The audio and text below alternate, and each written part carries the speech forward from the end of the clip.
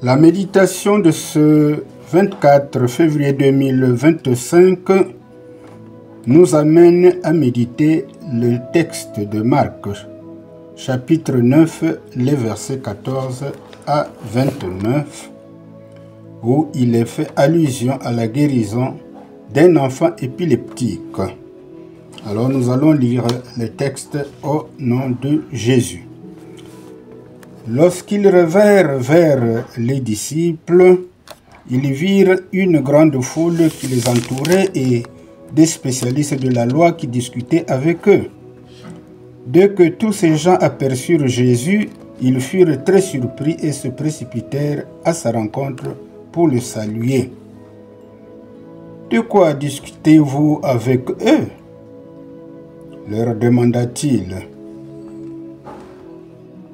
De la foule, quelqu'un lui répondit, « Maître, je t'ai amené mon fils car il est sous l'emprise d'un esprit qui le rend muet. Partout où cet esprit s'empare de lui, il le jette par terre.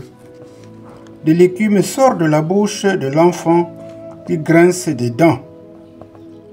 Puis il devient tout raide. J'ai demandé à tes disciples de chasser ce mauvais esprit, mais ils n'ont pas pu le faire. » Jésus s'adressa à eux et leur dit, « Peuple incrédule, jusqu'à quand devais-je encore rester avec vous? Jusqu'à quand devrais-je vous supporter? Amenez-moi l'enfant. » On le lui amena. Mais dès qu'il vit Jésus, l'esprit mauvais agita convulsivement l'enfant et le jeta par terre. Celui-ci se roula sur le sol, de l'écume à la bouche. « Depuis combien de temps cela lui arrive-t-il » demanda Jésus à son père. « Depuis qu'il est tout petit. Souvent même l'esprit mauvais le pousse à se jeter dans le feu ou dans l'eau pour le faire mourir. Si tu peux faire quelque chose, aie pitié de nous et viens à notre aide. » « Si tu peux, répliqua Jésus, tout est possible à celui qui croit. » Aussitôt le père de l'enfant s'écria, « Je crois, mais aide-moi car je manque de foi. » Jésus, voyant la foule affluer, commanda avec sévérité à l'esprit mauvais. « Esprit qui rend sourd et muet, lui dit-il, je te l'ordonne, sors de cet enfant et ne rentre plus jamais en lui. » L'esprit poussa un grand cri, secoua l'enfant avec violence et sortit de lui. L'enfant resta comme mort, si bien que la plupart des témoins disaient « il est mort ». Mais Jésus, prenant l'enfant par la main, le fit lever et celui-ci se tint debout. Jésus rentra à la maison, ses disciples, qui étaient seuls avec lui, lui demandèrent alors, « Pourquoi n'avons-nous pas réussi, nous, à chasser cet esprit ?» Jésus leur répondit, « Des esprits comme celui-là, on ne peut les chasser que par la prière et le jeûne. » Disons Amen. Alors, mes bien-aimés dans le Seigneur, ce merveilleux texte nous amène à méditer sur deux points que nous avons relevés bien sûr. Le premier point, c'est la foi, qui est la condition de réussite dans tout ministère spirituel. Le deuxième point, nous allons essayer de regarder le ministère de délivrance, car ce ministère a des exigences. Alors, vous pouvez lire aussi les synoptiques, Matthieu 17, versets 14 à 23, Luc 9, versets 37 à 47, à 45. Luc 9, 37 à 45. Alors, venons-en à notre texte de Marc. Alors, le premier point, la foi, condition de réussite dans tout ministère spirituel. Dans le récit que nous venons de lire, les disciples n'arrivent pas à chasser l'esprit mauvais qui tourmente l'enfant qui leur est présenté. Notons que pendant ce temps, Jésus n'est pas encore arrivé. Nous lisons pourtant en Marc 6, verset 13, que ces mêmes disciples ont chassé des démons alors qu'ils étaient en mission dans les villages. Précisons qu'il s'agit de l'envoi en mission des disciples, que nous pouvons lire aussi en Matthieu 10 et en Luc 10. Jésus leur avait donné le pouvoir et la puissance de chasser les démons, de guérir les malades et de ressusciter même les morts. Alors, c'est de cela que nous faisons allusion. Alors, cet échec des disciples sera une opportunité pour Jésus de continuer leur formation pratique. Il faut donc savoir que le combat contre Satan est ardu et sans relâche. Nos propres efforts ne suffisent pas pour le combattre. Seule la prière et la foi en Jésus nous mettent dans les meilleures dispositions pour vaincre la tentation, le péché et le diable. Eh bien, l'attitude confiante que la Bible appelle foi ne peut s'obtenir sans aide, car elle est un don de Dieu. Quel que soit le degré de foi auquel nous sommes parvenus, nous ne pourrons jamais nous suffire à nous-mêmes. La foi ne se garde pas comme l'argent à la banque. Elle est appelée à se développer. Et la progression dans la foi est un processus constant de renouvellement quotidien de notre confiance en Dieu et en Jésus-Christ. Mais le grand problème du chrétien, c'est sa foi qui n'est pas parfois à la hauteur de certains événements.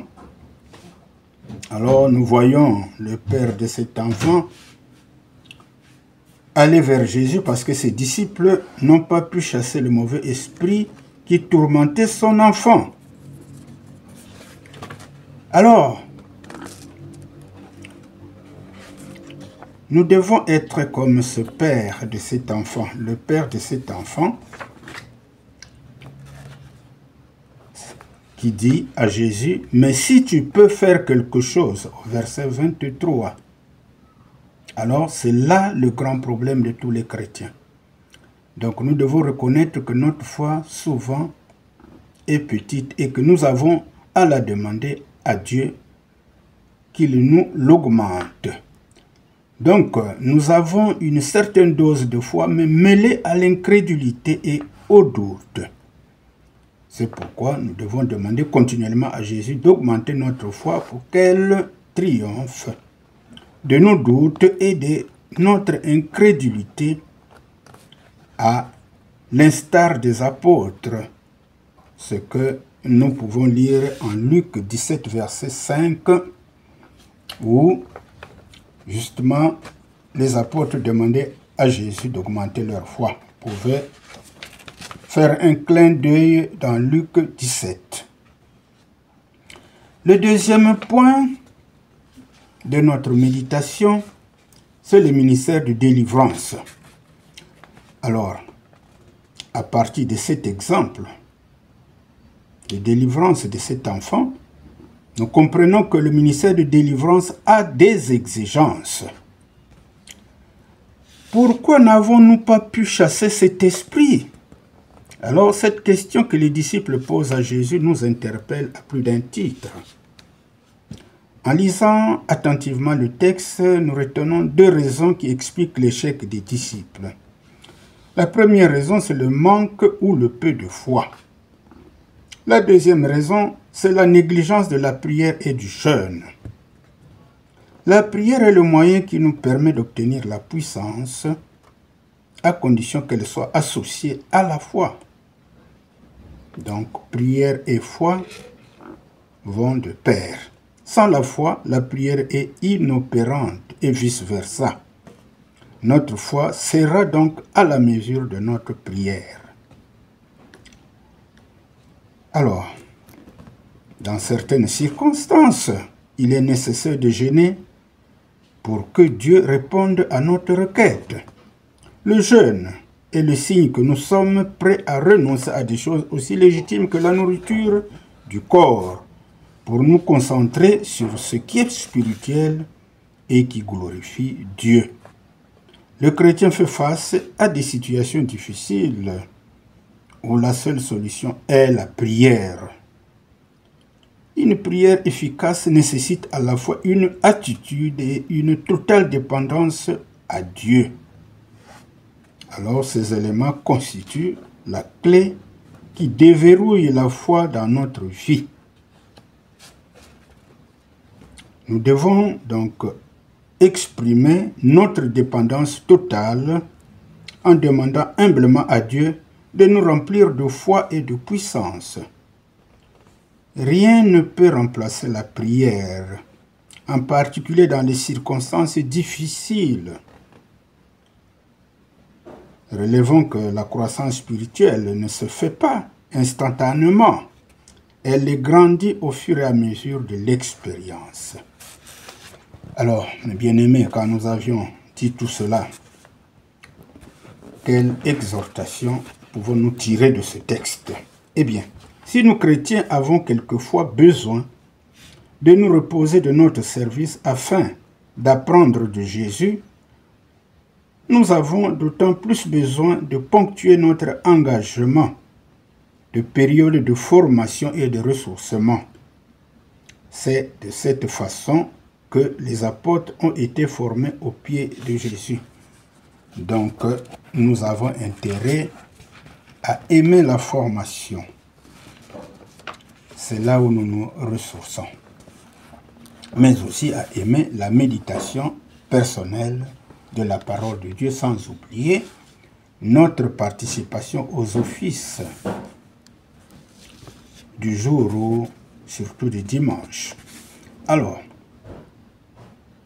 comme exercice, nous vous convions à lire et à méditer le verset 29, parce que ce verset nous interpelle beaucoup.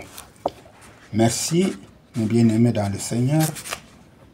Likez, partagez et abonnez-vous. Que Dieu vous bénisse davantage.